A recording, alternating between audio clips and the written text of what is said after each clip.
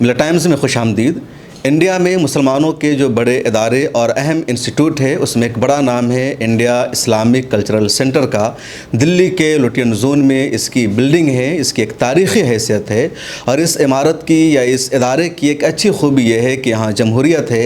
हर 5 साल पर इसका इलेक्शन होता है सदर का और उसकी पूरी बडीज़ का। इस इदारे का हिंदुस्तानी मुसलमानों को आगे बढ़ाने में उनकी कल्चरल तारीख़ में नुमाया किरदार रहा है।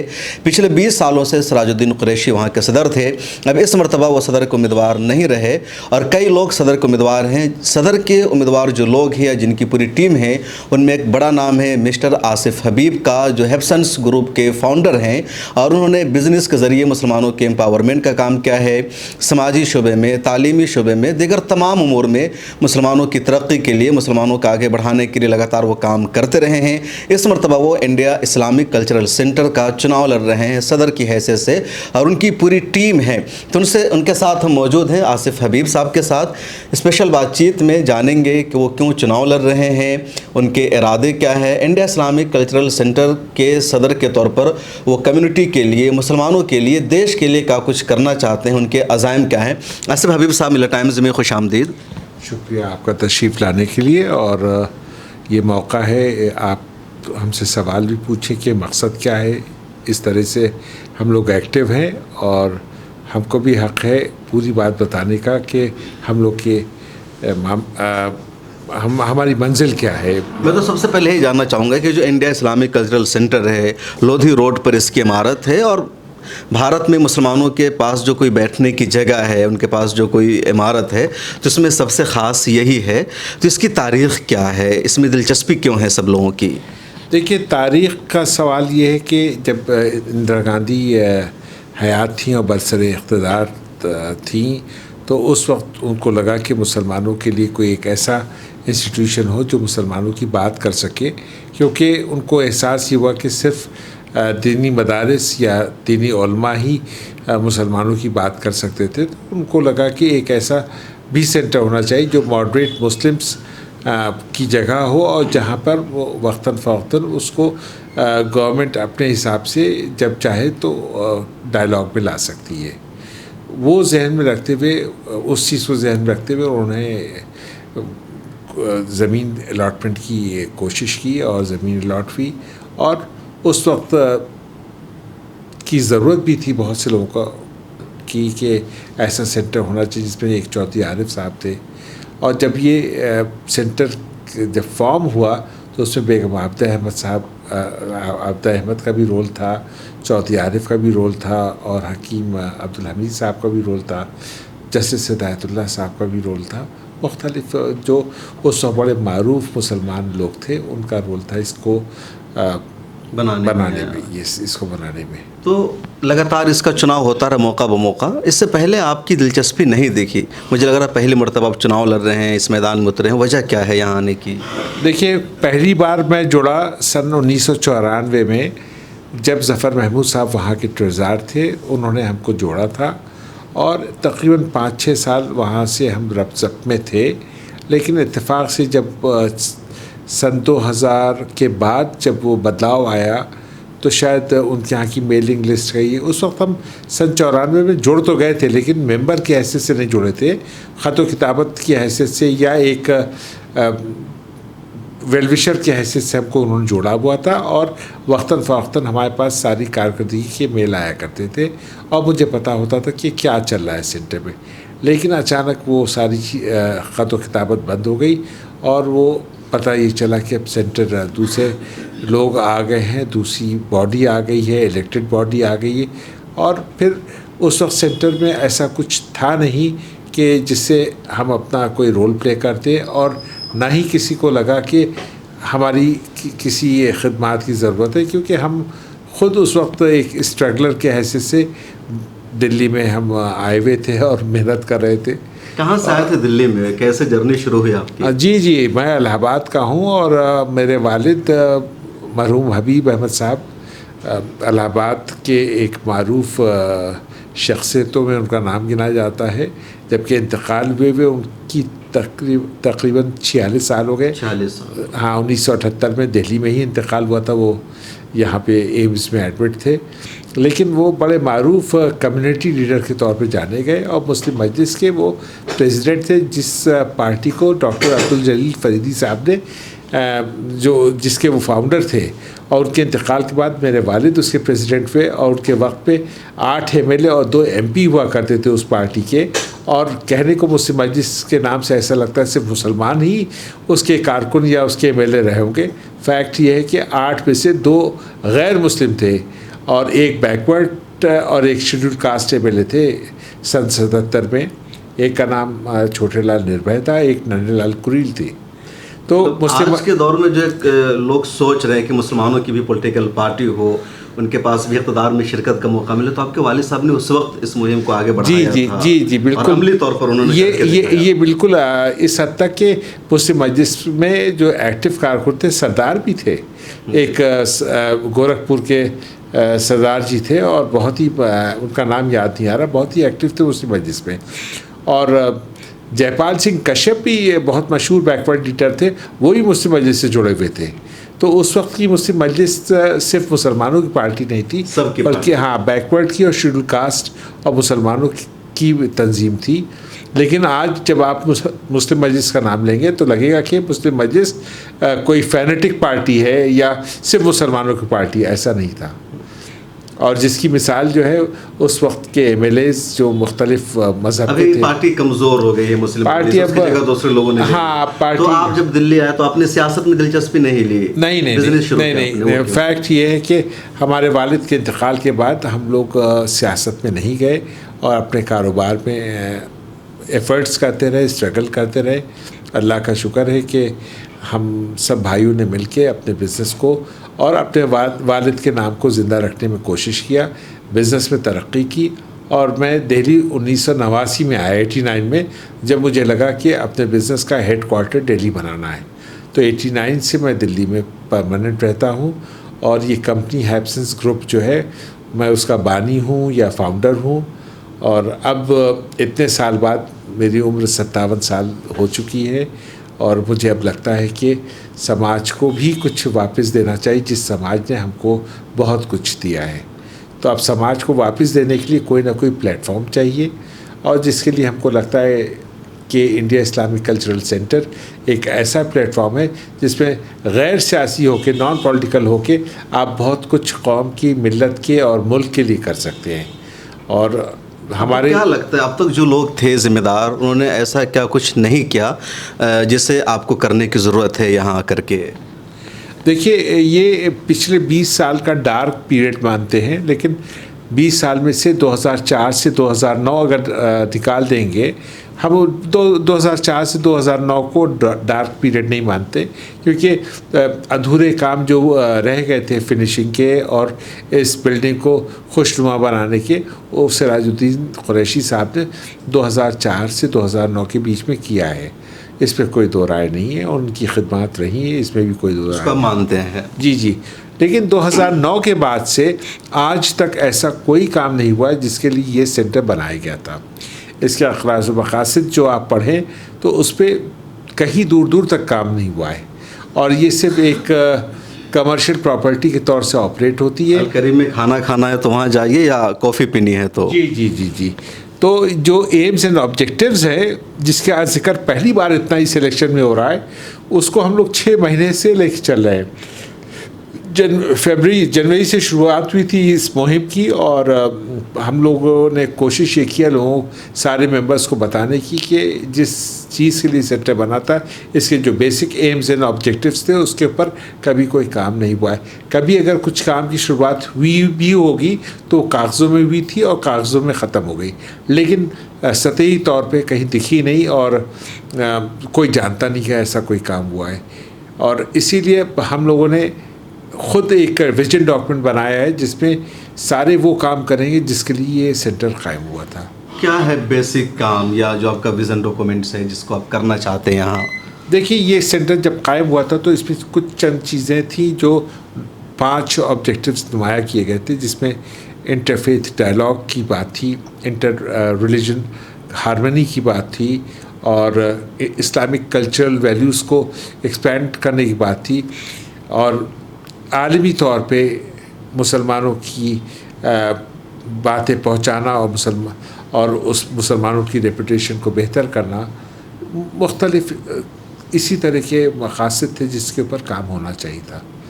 लेकिन इत्तेफाक से इस पर कुछ काम नहीं हुआ। वो हर आदमी को पता है, अगर हुआ होता तो आपको ही पता होता क्या हुआ है। इस इदारे का हुकूमत से कितना ताल्लुक़ है? क्योंकि आजकल मैं भी जाता हूँ इंडिया इस्लामिक कल्चरल सेंटर, तो देखता हूँ कि वहाँ वज़ीर आज़म की तस्वीर लगी है, सदर जमहूरिया की तस्वीर लगी, जिस तरह किसी सरकारी इंस्टीट्यूट में तस्वीरें लगी रहती है। तो क्या सरकार से इसका कुछ कोलैबोरेशन है या सरकारी इंस्टीट्यूट है?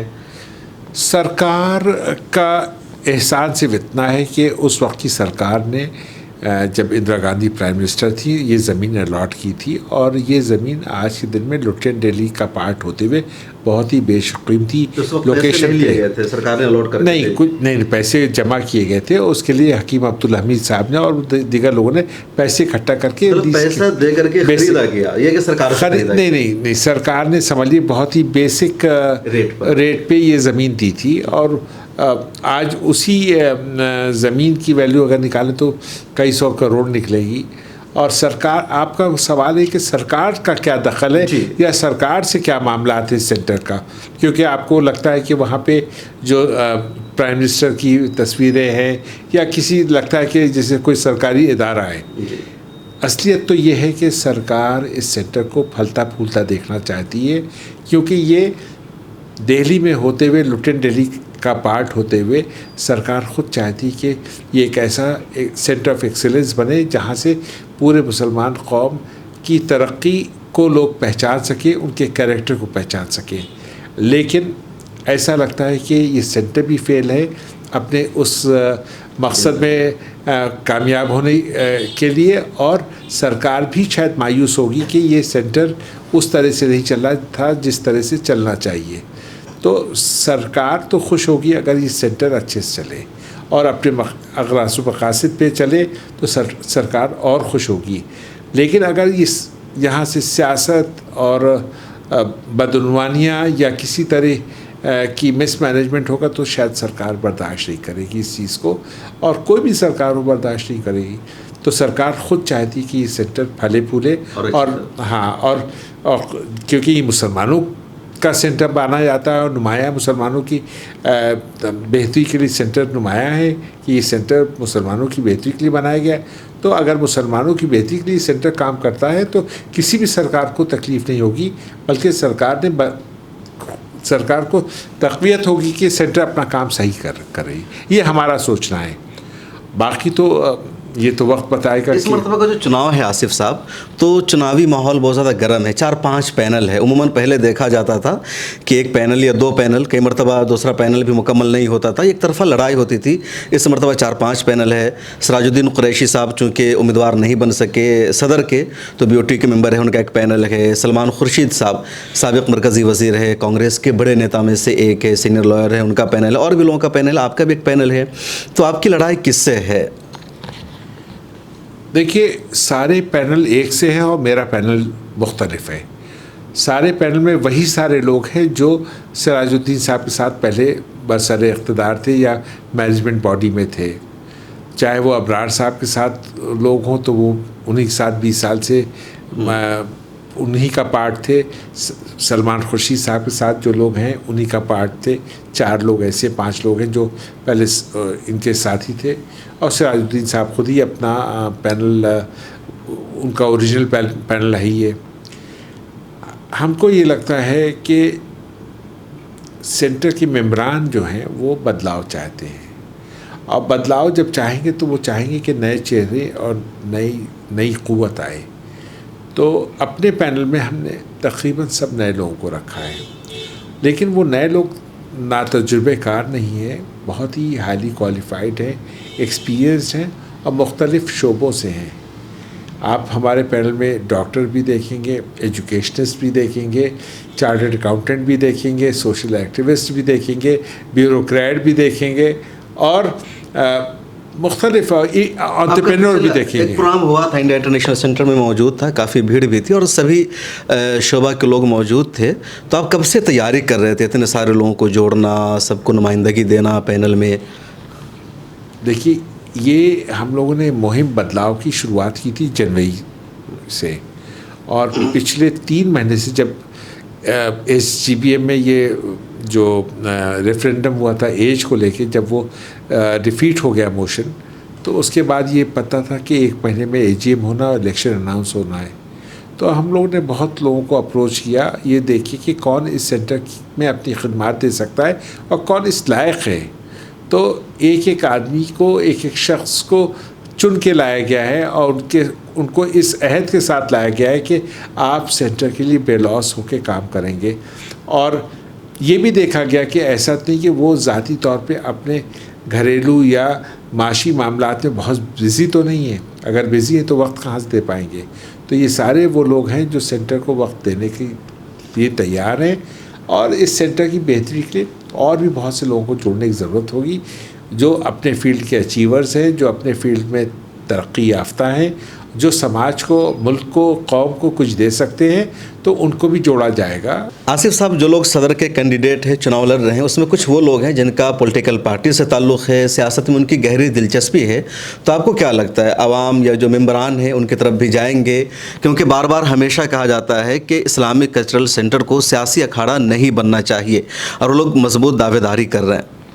देखिए, इस वक्त मेंबरों की सबसे बड़ी तशवीश यही है कि सियासत इस सेंटर से दूर रहे, क्योंकि ये सियासत का अड्डा नहीं बन पाएगा। ये नॉन पॉलिटिकल सेंटर है और किसी कॉज, कम्युनिटी या सोशल कॉज का सेंटर है।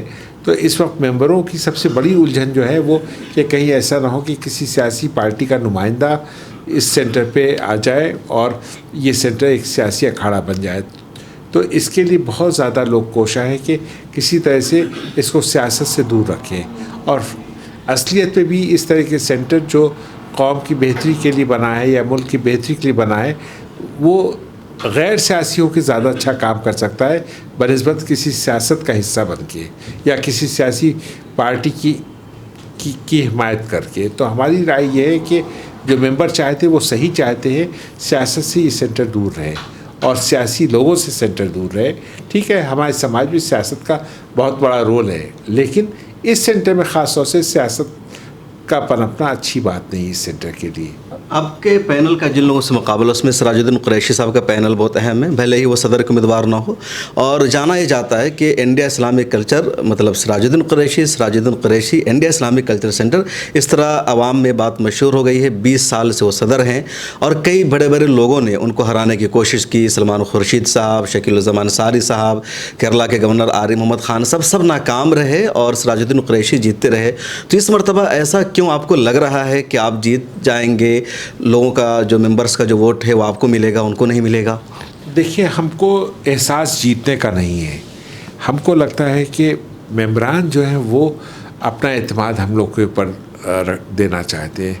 हमको शायद ये मौका देना चाहते हैं कि अपनी टीम के साथ सेंटर की कुछ बेहतरी करें, बिकॉज़ ये जितने सारे लोग हैं सब में पुराने लोग शामिल हैं और वो चाहते हैं कि नई टीम आए और एनर्जेटिक हो, क्वालिफाइड हो, एक्सपीरियंस्ड हो। तो शायद मेंबरान ये मौका देंगे हमको। इसको हम जीत नहीं मानते अपनी। अगर मेंबरान सक्सेसफुल हैं, कामयाब हैं इस बदलाव को लाने में, तो यकीन माने मेंबरों की जीत है और इंशाल्लाह हम कोशिश करेंगे कि उनके एतमाद को बरकरार रखें और पूरी कोशिश और नेक नियति के साथ सेंटर के लिए काम। कैसा रिस्पॉन्स है मेंबरान की तरफ से, और ये भी बताइए कि कुल कितने मेंबर हैं सेंटर के जो वोटिंग में हिस्सा लेंगे? तकरीबन 2050 लोग हैं जो वोटिंग राइट्स जिनमें है। वैसे मेंबर तो 4100 मेंबर्स हैं, लेकिन वोटिंग राइट्स जो हैं वो फिल वक्त कोड के हिसाब से 2050 है। और इन 2050 लोगों में एक बहुत बड़ी तादाद है जो बदलाव चाहती है। ये जो कोर्ट का मामला आ गया, बीच में सेंटर का मामला कोर्ट पहुंचा था, सेंटर का पैसा भी जा रहा था ऑब्जर्वर को, क्या इसकी वजह से भी मेंबर में नाराज़गी है क्या? मेंबर बहुत नाराज़ हैं क्योंकि कोर्ट की वजह से, ऑब्ज़र्वर के अपॉइंट होने की वजह से, वकीलों की फ़ीस की वजह से तकरीबन 1 करोड़ से ज़्यादा खर्च हो गया है। और ये कोई बिज़नेस यूनिट तो है नहीं, मेंबर्स के दिए हुए पैसे हैं या वहाँ पर जो कुछ एक्टिविटीज़ होती हैं, बैंक्वेटिंग की होती है, ऑडिटोरियम से पैसा आता है और करीम होटल्स से रॉयल्टी मिलती है। तो कुछ भी है वो पैसा ज़ाया तो हो रहा है, कहीं से भी आया हो पैसा सेंटर का ज़ाया हो रहा है। ये इस पैसे से कुछ बेहतरी का काम भी हो सकता था। तो मेंबर्स को बहुत तकलीफ़ है कि ये पैसा वेस्ट हुआ है, और इसके ज़िम्मेदार वो लोग हैं जो बाइस इक़्तिदार थे, मैनेजमेंट में थे और इलेक्टेड बॉडी का में वो रिप्रेजेंट कर रहे थे, वो सब जिम्मेदार हैं। इसीलिए मेंबर उनसे हिसाब मांगते हैं। मुझसे हिसाब इसलिए नहीं मांगते क्योंकि हम लोग उसके पार्ट नहीं थे। मुझसे बस वादे मांगते हैं और कमिटमेंट की बात करते हैं, और इंशाअल्लाह ताला हम उनके कमिटमेंट पे खरे उतरेंगे, क्योंकि 6 महीने से जिस तरह से हम लोग मेहनत कर रहे हैं, मेंबर्स को भी लगा है कि इतनी मेहनत किसी ने आज तक किया नहीं है, और जब ये 6 महीने से लगे हैं मेहनत कर रहे हैं तो इंशाअल्लाह ये सेंटर के लिए और बहुत कुछ करेंगे, बशर्ते ये इलेक्ट होके आ जाते हैं। तो आप थे मिस्टर आसिफ हबीब साहब, जिनका कहना है कि लोगों की उम्मीदें हमसे जुड़ी है, हमारी जो छवि है वो साफ़ सुथरी रही है, हमने करप्शन नहीं किया है। सेंटर को आगे बढ़ाना, सेंटर का जो एजेंडा, जो मकसद रहा है, उस तरफ ले जाना हमारा विज़न है, मकसद है, और ये बहुत अहम है क्योंकि पिछले 20-25 सालों की तारीख़ उठा करके देखेंगे तो इस्लामिक कल्चरल सेंटर की वो इमेज नहीं बन पाई जो होनी चाहिए थी, बल्कि उसको शादी हॉल के तौर पर देखें। वहाँ अल करीम रेस्टोरेंट में खाना खाने के लिए जाते हैं या कॉफ़ी पीने के लिए जाते हैं। तो इस मरतबा कई सारे पैनल मैदान में हैं। आसिफ हबीब साहब का पैनल मुकाबले में है। आसिफ हबीब साहब की शख्सियत की तरफ लोगों का रुझान भी है। अब देखना यह है कि कैसा रिज़ल्ट आएगा। फ़िलहाल 11 अगस्त को वोटिंग होगी। जो मेंबर्स हैं उनको ही वोटिंग राइट है, लेकिन इस्लामिक कल्चरल सेंटर से भारत के तकरीबन 200 मिलियन मुसलमानों के जज्बात जुड़े हैं। भले ही वोट देने का राइट उसमें 2500 या 3000 मेंबर्स के पास है। आप इस बारे में क्या जानते हैं, क्या जानना चाहते हैं? आपके हवाले से किसको सदर इलेक्ट होना चाहिए, कमेंट सेक्शन में ज़रूर राय दीजिएगा। फिर मुलाकात होगी। कैमरामैन अफसर के साथ शम्स तबरेज़ कासमी, मिल्लत टाइम्स।